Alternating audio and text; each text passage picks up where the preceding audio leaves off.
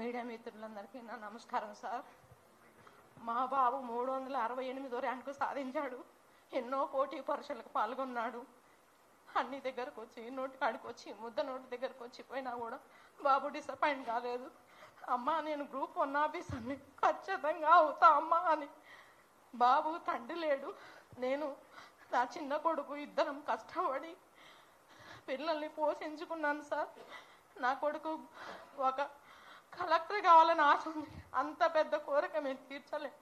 పోటీ పరీక్షలో గ్రూప్ 1 ఖచ్చితంగా నేను సాధిస్తామా అని ఎన్నో పండగలు పంపాలు అన్నిటిని పక్కన పెట్టి ఏది కూడా మేము ఇన్ని సంవత్సరాల్లో కూడా సంతోషం అనేది చూడకుండా ఉన్నాం సార్.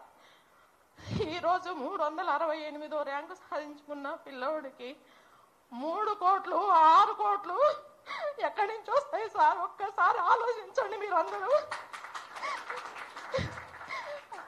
30,000 కూడా చూసుకోలేని, కళ్ళతో చూసుకోలేని పేదోళ్ళం మేము. 3 కోట్లు 6 కోట్లు ఎక్కడి నుంచి తెచ్చిస్తాం సార్?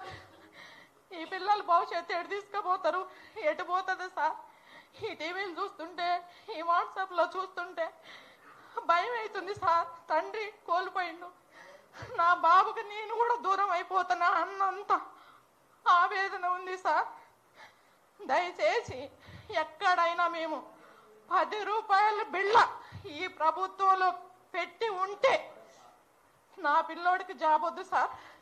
మీ అందరినీ దయచేసి పేరు పేరు నమస్కారం చేస్తున్నా సార్.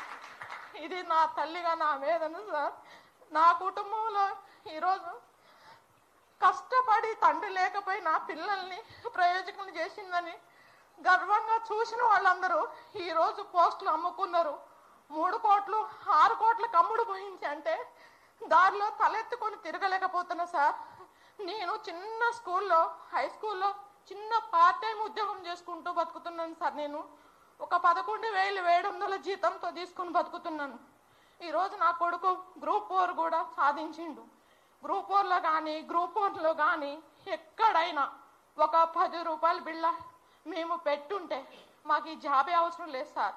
మేమందరం కూడా, మీ ముగ్గురం, మా తల్లి కొడుకులు ఇద్దరం చనిపోవడానికి కూడా సిద్ధమే ఇది కనుక ప్రూఫ్ చేస్తే. ఇది మాత్రం పచ్చి అబద్ధం సార్.